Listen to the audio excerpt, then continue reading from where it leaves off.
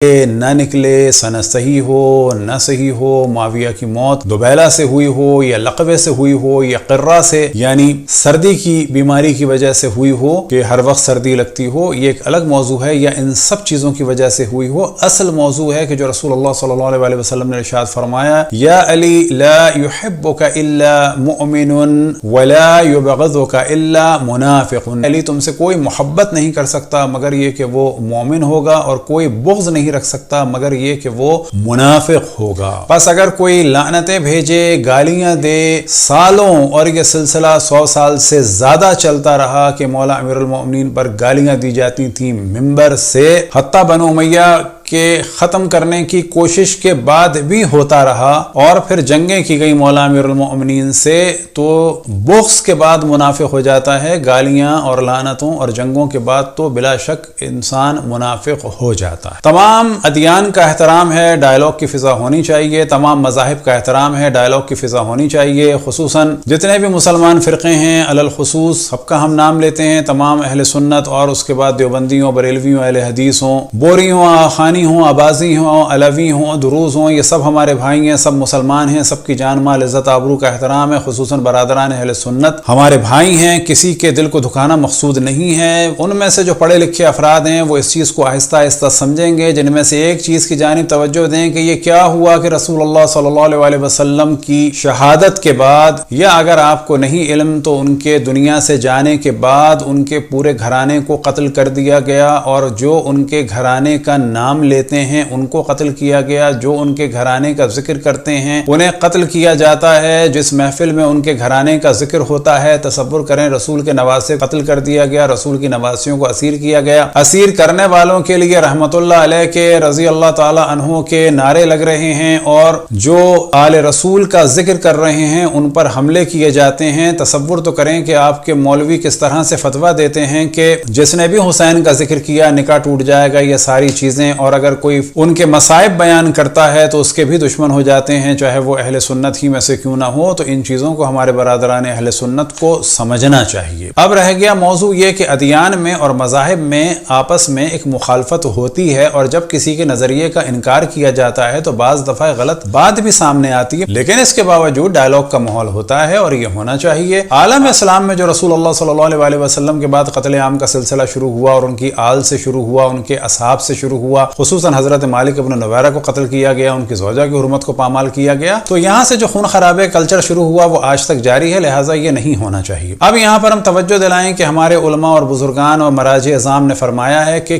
برادران اہل سنت کے مقدسات کی توہین نہ کی جائے۔ توہین کسی کی بھی غلط ہے، چاہے وہ انڈیا میں گائے کی ہو، یا مثال کے طور پر بدھسٹ کنٹریز میں جناب بدھا کے مجسمے کی ہو، یا کسی اور کی ہو۔ کام محبت کے ساتھ اور ڈسکشن کے ساتھ ہونا چاہیے۔ اب یہاں پر توجہ رہے کہ آپ حضرت رسول اللہ صلی اللہ علیہ وسلم کے والد ماجد کو کافر کہتے ہیں، اہل سنت کھل کے صحیح ستہ میں لکھا ہے، اس موضوع کو ڈسکس کریں گے کہ جو ایک اعتبار سے رسول اللہ صلی اللہ علیہ وسلم سے بلند مقام پر فائز ہیں، ایک اعتبار سے۔ وہ کون سا اعتبار؟ نبوت کا نہیں، وہ اشرف الانبیاء ہیں رسول اللہ صلی اللہ علیہ وسلم، لیکن وہ ان کے والد ہیں، ان کا نور ان کے صلب میں تھا، یعنی رسول اللہ صلی اللہ علیہ وسلم کا نور ان کے صلب میں تھا، ان کی والدہ کے شکم میں آپ نے پرورش پائی، آپ ان کی والدہ کو بھی کافر کہتے ہیں، والد کو بھی کافر کہتے ہیں، جس نے رسول کو پالا انہیں بھی کافر کہتے ہیں، رسول کے دادا کو بھی کافر کہتے ہیں۔ تو ہم تو نہیں آپ کو قتل کرتے، ڈائلاگ کرتے ہیں۔ ہم جن صحابی کو ایک بہشتی صحابی سمجھتے ہیں، کیونکہ ہماری روایت ہے کہ رسول اللہ صلی اللہ علیہ وسلم نے فرمایا کہ جو بھی دیکھنا چاہتا ہے اہل جنت میں سے کسی کو تو وہ مالک ابن نویرہ کو دیکھے، آپ انہیں کافر کہتے ہیں۔ اب ظاہر ہے کہ ہم جب جناب مالک ابن نویرہ کو مانیں گے تو ظاہر ہے ان کے قاتل کو برا سمجھیں گے۔ آپ قاتل کا دفاع کرتے ہیں جبکہ ایک دوسرے صحابی کی آپ تکفیر کرتے ہیں۔ کتنا بڑا ظلم ہے کہ ایک جانب آپ صحابہ کا شور کرتے ہیں، دوسری جانب آپ صحابہ کو کافر کہہ رہے ہیں، پھر جو خاتم الاصحاب ہیں انہیں بھی آپ غالی کہہ رہے ہیں، رافضی کہہ رہے ہیں،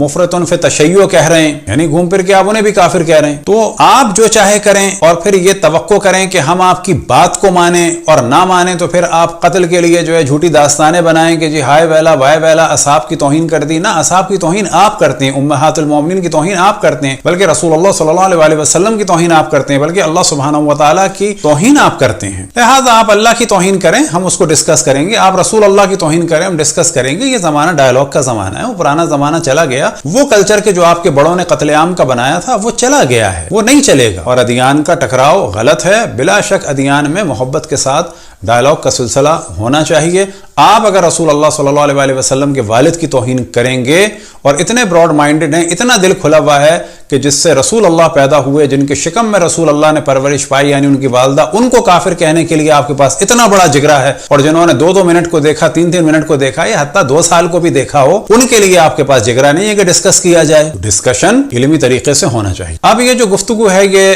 ایک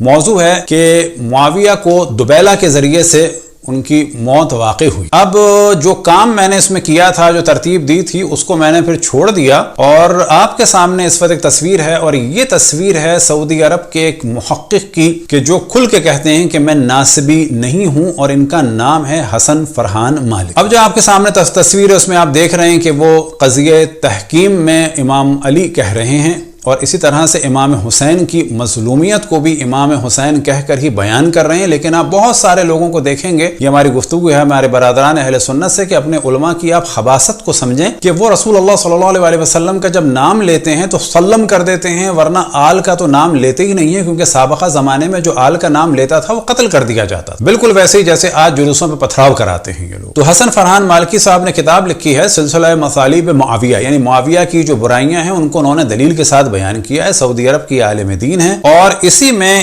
آپ کے سامنے جو اس وقت حصہ ہے یہ حصہ ہے حدیث دبیلہ۔ تفصیل کے ساتھ انہوں نے بہت سارے موضوعات ڈسکس کیے ہیں، کیونکہ کوئی ہم سے سوال کرتا کہ ایسا کیوں کہہ رہے ہیں، تو ہم نے کہا کہ یہ آپ دیکھ لیں، اور واقعی ڈائلاگ کا ماحول ایسا ہونا چاہیے۔ تو اب آپ کے سامنے ہے صحیح مسلم کی جلد نمبر 5، اور حدیث آپ کے سامنے ہم پڑھ دیتے ہیں کہ رسول اللہ صلی اللہ علیہ وسلم نے فرمایا، میری امت میں 12 منافق ہیں، وہ جنت میں داخل نہ ہوں گے اور نہ اس کی خوشبو پائیں گے جب تک کہ اونٹ سوئی کے ناکے میں داخل نہ ہو جائے، یعنی محال ہے کہ یہ جنت میں جائیں۔ ان میں سے 8 ایسے ہیں کہ ان کے شر سے بچاؤ کے لیے تمہاری کفایت ایک ایسا پھوڑا کرے گا جو آگ کے جلتے ہوئے دیے کی طرح اوپر سے سرخ ہوگا اور ان کے کاندھوں میں ظاہر ہوگا، یہاں تک کہ ان کے سینوں سے نکل آئے گا۔ یعنی کچھ مومنین کو تسلی دے رہے ہیں کہ یہ کچھ کے شر سے تو تم دبیلہ کے ذریعے سے بچ جاؤ گے۔ اور ہم بتا چکے دبیلہ ہو یا نہ ہو یہ اتنا اہم موضوع نہیں ہے، اصل موضوع تو یہ ہے کہ جو بھی مولا امیر المومنین کے مقابلے میں آیا اس کا نفاق کافی ہے۔ اب آپ کے سامنے ہے تاریخ